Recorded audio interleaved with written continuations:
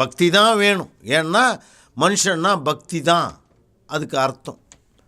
பக்தி இருந்தால் தான் வாழ்வு. அதனால் பக்தி செய்.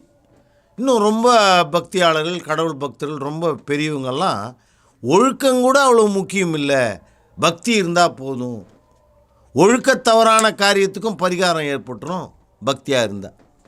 அதனால் இதை முக்கியமாக நினை என்று தான் சொல்லி வந்தார்களே தவிர, கடவுளோ வெங்காயமோ பக்தியோ மற்ற சாஸ்திரமோ நாசமாக போகட்டும், எது எப்படியோ, மனிதனுக்கு மனிதன் ஒழுக்கமாய் யோக்கியமாய் நாணயமாய் இருப்பதற்குண்டான குணம் நமக்கு ஏன் வரவில்லை என்று ஒருவரும் சிந்திக்கவே இல்லை. கடவுளாகட்டும், மதமாகட்டும், பக்தியாகட்டும், மோட்சமாகட்டும் வச்சுக்க, எதுவானாலும் அது தனிப்பட்ட மனிதனுடைய தனி சொத்து, உலகத்துக்கு பொது சொத்து இல்லை. அது ஒழுக்கம் நாணயம் பொது சொத்து. நான் பக்தி இல்லாமல் நரகத்துக்கு போனேன்னா உங்களுக்கு என்ன, நான் போயிட்டு